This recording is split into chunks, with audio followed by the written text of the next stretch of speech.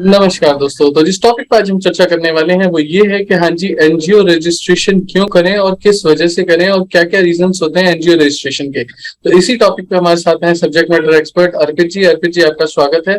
तो अर्पित जी, थोड़ा बताएं कि एनजीओ होता क्या है, पहली चीज तो ये, और एनजीओ को रजिस्ट्रेशन कराना क्यों जरूरी होता है और एनजीओ रजिस्ट्रेशन कराने के क्या सर, फायदे। एनजीओ एक तरीके की नॉन प्रॉफिट ऑर्गेनाइजेशन होती है, नॉन गवर्नमेंटल ऑर्गेनाइजेशन होती है, और जिसमें जितने भी हम पब्लिक वेलफेयर या सोशल वेलफेयर के लिए जो भी पैसे इन्वेस्ट करते हैं, या अगर हमें कोई भी ऐसा एक कोई इन्वेस्टमेंट करनी है जिसमें हम पब्लिक का वेलफेयर करेंगे, जैसे एजुकेशन के लिए, हॉस्पिटल्स के लिए, या ओल्ड एज होम के लिए, या स्पोर्ट्स के लिए, तो हमें एक एनजीओ बनानी अनिवार्य है।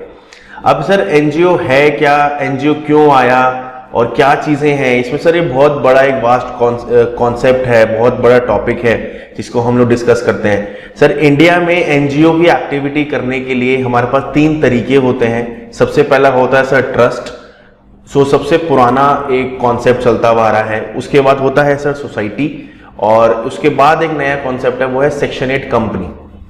अब सर, तीनों में फर्क क्या है? बहुत मेजर अगर हम लोग फर्क देखेंगे तो ये है कि एक तो रजिस्ट्रेशंस, दूसरा है कि अगर हमें सब्सिक्वेंटली कुछ चेंजेस करने हैं अपनी एनजीओ के अंदर तो उसका क्या प्रोसेस है और उनके ड्यूली कंप्लायंसेस क्या हैं। पर लेकिन अगर हम नेट शेल में बात करें तो एनजीओ एक एक्टिविटी, अगर हमें कोई एनजीओ एक्टिविटी करनी है तो हमें इन तीनों में से किसी एक एक्ट के अंदर रजिस्ट्रेशन लेना पड़ेगा।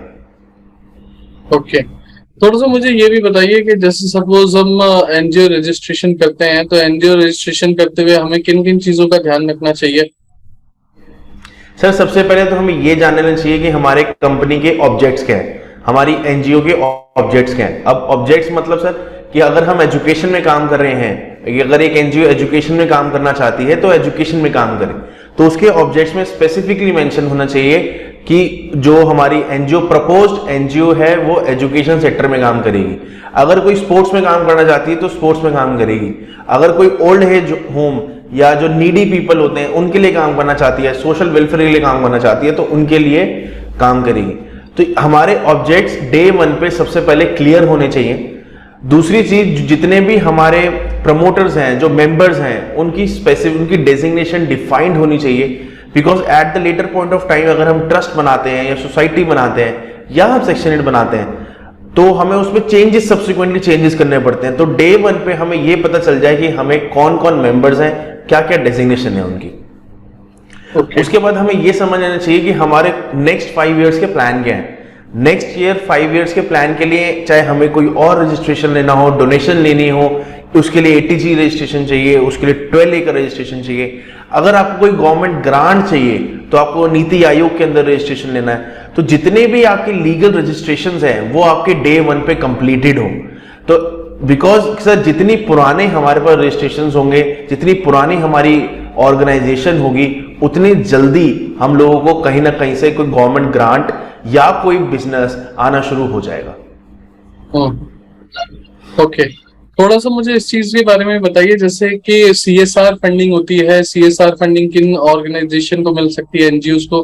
क्योंकि मैंने सुना है कि हाँ जी, सेक्शन 8 को थोड़ा ज्यादा प्रेफरेंस मिलता है एज कम्पेयर टू बाकी किसी फॉर्म ऑफ एनजीओ। सर, बिल्कुल सही कह रहे हैं आप। जो सेक्शन 8 कंपनी रहती है वो कंपनीज एक्ट 2013 के अंडर रजिस्टर्ड होती है, जो मिनिस्ट्री ऑफ कॉर्पोरेट अफेयर्स के अंदर आता है। अब सर, क्यों ये ट्रस्ट और सोसाइटी से बेनिफिशियल होता है, ये बहुत, मैं इसको थोड़ा सा 2 मिनट में आपको सारी चीजें समझाना चाहता हूं सर। कि सबसे पहली चीज तो ये होता है कि इसका रजिस्ट्रेशन का प्रोसेस बहुत ज्यादा इजी है। आपको किसी डिपार्टमेंट नहीं जाना है, आपको कहीं फिजिकली प्रेजेंट नहीं होना है, तो घर बैठे आप अपनी कंपनी ओपन कर सकते हैं, सबसे पहली चीज। दूसरी चीज, कल को अगर आपको इसमें कोई भी सब्सिक्वेंट चेंजेस करना हो, चाहे इनफैक्ट उसका नाम हो, उसके अपने मेंबर्स हो, अपनी कैपिटल हो, अपना एड्रेस हो, कुछ भी आपको चेंजेस करना हो, आप चेंजेस बहुत आराम से कर सकते हैं। इसमें अनटिल एंड अनलेस आपको बहुत ज्यादा मेजर चेंज ना हो, आपका बहुत इजी प्रोसेस हो जाता है। बट लेकिन as far as compare to trust और सोसाइटी, वो जो चेंजेस, सब्सिक्वेंट चेंजेस हैं, वो बहुत ज्यादा डिफिकल्ट है, बहुत ज्यादा लेंथी प्रोसेस है, फिजिकल प्रोसेस है, ऑनलाइन कुछ भी नहीं है। आज के टाइम अगर कोई चीज ऑनलाइन नहीं है तो आप समझ सकते हैं वो कितनी लेंथी जाएगी। उसके बाद चीज सर, जब भी हम लोग डोनेशन लेने जाते हैं, सीएसआर की फंडिंग लेने जाते हैं। अब सर, सीएसआर क्या है? Corporate social responsibility. Under section 135 कुछ कंपनियों के ऊपर ये मैंडेटरी अप्लाई होता है जिनको कुछ परसेंट अपना प्रॉफिट्स का एनजीओ में या सोशल वेलफेयर में या सोशल कॉजेज के लिए इन्वेस्ट करना रहता है। तो ज्यादातर they hire, they invest in an NGO जो ऐसा काम कर रही हो। तो सर जो सीएसआर फंडिंग होती है, हमेशा कंपनी ये सोचती हैं कि उसी के पास जाए जो बहुत लेजिटिमेट हो, पहली चीज। दूसरी चीज, जो वो पैसा एक्चुअली में इन्वेस्ट करे। ऐसा नहीं है कि वो पैसा रखे अपने पास रख ले बैठ के, ऐसा नहीं है। तो दे ट्राई कि जितना भी पैसा हम लोग इन्वेस्ट करें वो अच्छे हैंड्स में जाए।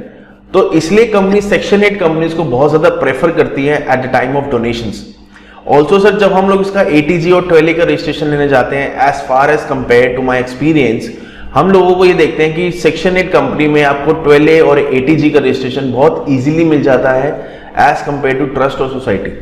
तो एटीजी और 12A के बेनिफिट तो है ही, पर लेकिन सर अगर आप ओवरऑल बेनिफिट देखेंगे तो section 8 company is the best as compare to trust और सोसाइटी। अब मैं एक चीज और पूछूंगा, जैसे सपोज हमको सेक्शन 8 कंपनी बना ली, तो सेक्शन 8 कंपनी बनाने के बेनिफिट्स क्या क्या होते हैं, थोड़ा सा मुझे बताएं। सर सबसे पहली चीज तो मैंने आपको सर डिस्कस करी, एक तो रजिस्ट्रेशन प्रोसेस बहुत इजी है। कल को हम लोगों को कोई टैक्स एग्जाम्पशन लेनी हो या डोनेशन के लिए सामने वाले को उसकी एग्जाम्पशन देनी हो एटीजी की, तो वो हम उसके रजिस्ट्रेशन बहुत ज्यादा इजी है। जब हम लोग आगे गवर्नमेंट के पास जाते हैं ग्रांट लेने के लिए थ्रू नीति आयोग, तो उसमें भी हम लोगों को प्रेफरेंस मिलती है एज कंपेयर टू ट्रस्ट और सोसाइटी। बिकॉज सर बहुत, अगर आपने पिछले न्यूज आई थी कि मोदी जी ने बहुत सारे ट्रस्ट को बंद किया है जो गलत काम थे या जो सिर्फ ऑन पेपर चल रहे थे, तो ट्रस्ट और सोसाइटी पे लोगों का ट्रस्ट ही खत्म हो चुका है। तो इसलिए ज्यादातर लोग सेक्शन 8 को प्रेफरेंस करते हैं। दूसरी चीज, कल को हमें कोई इन्वेस्टर आपके पास आ रहा है जो आपकी एनजीओ में इन्वेस्ट करना चाहता है, तो आप उसको एड ऑन एक बेनिफिट दे सकते हैं। आप उनको शेयर कैपिटल दे सकते हैं, आप उनको डायरेक्टर बना सकते हैं, और that is very easy process. 2 से 3 दिन मैक्सिमम में आपका सारा काम हो जाता है। बट अगर हम यही लोग ट्रस्ट और सोसाइटी देखें तो सर काम तो 2 या 3 दिन, हफ्ते भर में हो जाएगा, कोई दिक्कत नहीं है। पर सर हमें इतना फिजिकल हेक्टिकनेस हो जाएगी कि हमें जाना पड़ेगा, डिपार्टमेंट जाना पड़ेगा, सिग्नेचर्स होंगे, फिजिकल प्रेजेंस होनी जरूरी है।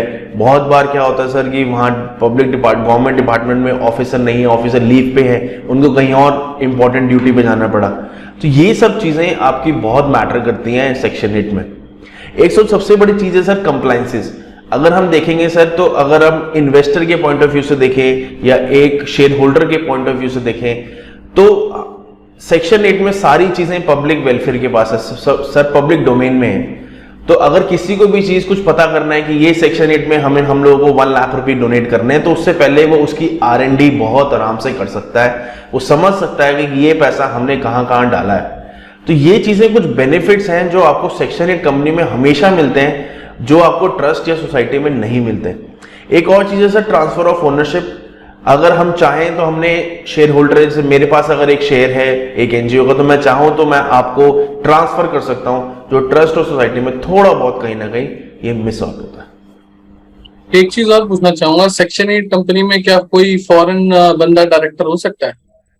बिल्कुल सर, सेक्शन 8 कंपनी में क्योंकि कंपनीज एक्ट 2013 से कनेक्टेड है, उसके अंडर रजिस्टर्ड होता है और मिनिस्ट्री ऑफ कॉर्पोरेट अफेयर्स के अंडर आते हैं। तो ये हमेशा ये चीज ध्यान रखिएगा कि जितने भी फॉरेन इन्वेस्टर्स हैं, फॉरेन इनकम है, वो हमारे इंडिया में आ सके। तो सेक्शन 8 कंपनी में आपका कोई भी फॉरेन इंडिविजुअल या कोई एंटिटी आपके डायरेक्टर या कोई शेयर होल्डर बन सकता है।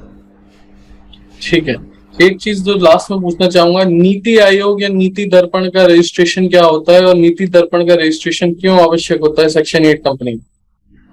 सर देखिए, नीति आयोग या एनजीओ दर्पण एक इस तरीके का रजिस्ट्रेशन है जिसमें कल को कोई भी गवर्नमेंट का ग्रांट, अगर आपको गवर्नमेंट चाहती है कि वो एक सेक्टर में इन्वेस्ट करे, अगर उनको एक समझ लीजिए एक्स अमाउंट गवर्नमेंट के किसी एक सेक्टर में इन्वेस्ट करना है, एजुकेशन सेक्टर में करना है या कोई पब्लिक वेलफेयर में करना है, तो they will figure out the NGOs जो ऐसा काम कर रही हैं। तो वो जो एनजीओज होंगी वो नीति आयोग से ली जाएंगी और वहीं से आपको कोई भी एक्स वाई या जी कोई ग्रांट अलॉट होगा। तो ये चीज मान के चलिए कि अगर आपको कोई भी गवर्नमेंट से कोई ग्रांट चाहिए, कोई गवर्नमेंट से कोई पैसा चाहिए, तो आपको वो नीति आयोग से मिलेगा। इनफैक्ट आपको नीति आयोग से रजिस्ट्रेशन लेने के बाद भी आपको बहुत सारे एनजीओ के साथ आप टाई अप बना सकते हैं, आप एनजीओ के साथ कनेक्टेड हो सकते हैं, जो आपके अगर किसी का सिमिलर ऑब्जेक्ट्स हुए तो वो एक कंसोर्टियम बना के किसी ग्रांट के को अवेल कर सकते हैं। ओके, तो थैंक यू अर्पित जी, आपने बहुत ही बहुमूल्य समय दिया और बहुत ही अच्छी तरीके से विवरण पूर्वक सारी चीजें बताई। Thank you so much. और दर्शकों, अगर आपको वीडियो पसंद आया तो लाइक जरूर करें, कमेंट जरूर करें, सब्सक्राइब जरूर करें और बेल बटन जरूर दबाएं। Thank you.